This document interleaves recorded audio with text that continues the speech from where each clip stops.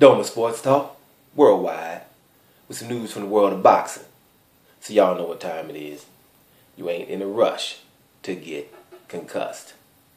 Now, heavyweight challenger, Tony Bellew, right?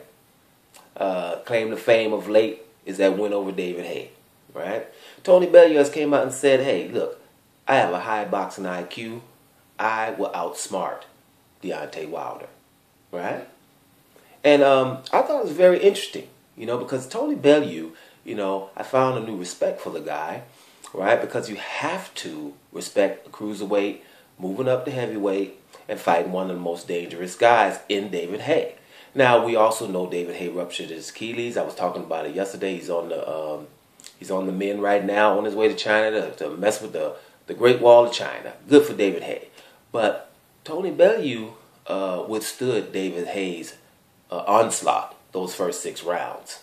And that has to be respected. After that, okay, ruptured Achilles, then winning the fight, that's okay. But he was there. He was losing after 6 rounds, but not by much. So, you got to give him love for that, or respect at least. And I like about Tony Bellew is he's a realist, right? Before the David Haye fight, he was totally afraid. He said it openly that he's afraid. He knows he's in danger. This is a very dangerous man. So much so that he made a will before the fight. You know what I'm saying? So he's a realist, right? So when he's saying, Deontay Wilder, he said that he makes no illusions here. He says if he gets caught by one of those shots, he'll wake up in Neverland. That's why you gotta like him for saying these things. But he says Deontay is what his name says. He's wild, right? And he says he thinks his boxing IQ and his experience will bring him the win. And he thinks he can do that, right? Doesn't think it's easy or anything like that. So you have to listen to the guy. Now, you got to give him love for one thing. A cruiserweight coming up to heavyweight to fight a very dangerous David Haye and another very dangerous Deontay Wilder. We're not saying that he's going to fight them, but Deontay Wilder, but it seems that he's willing to. So things like that are significant and noteworthy.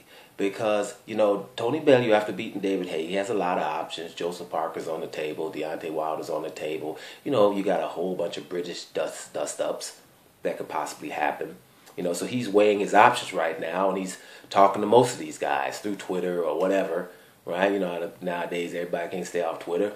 But it's just significant that he is willing to get in the ring with Deontay Wilder, who at first he was saying he didn't want none of these big heavyweights. But then Deontay Wilder weighs between 220 and 230. So he's not that heavy. Sometimes we forget that. But at the end of the day, much love and respect to Tony Bellew for just wanting to go from one dangerous guy to the next in the heavyweight division. That's pretty good for a cruiserweight that's moving up. It's not, he has some punching power, but not, studying punching power. It's not like David Haye moving up to cruiserweight. You know what I mean? So, moving up to heavyweight. So, this is pretty significant. I like the way this guy, he's just real, right? He's real. He's going to talk his stuff, but he also understands the risk involved in what he's trying to do. And that's when you really got to be leery of people like that. It's shades of what Daniel Jacobs was saying before the Gennady Golovkin fight, right? He was saying he was afraid. Right? And I did a video saying that's not a bad thing because it keeps you on your toes. You are in the hurt business. It's a very risky thing. You're putting your lives on the line. So it's good to see these guys are even keeled and, looking at both sides of the coin. So Tony Bellew, keep doing what you're doing. Let's see who you're going to fight. Right? I got my eye on you. Doma Sports Talk, worldwide. And I'm up out of here, y'all.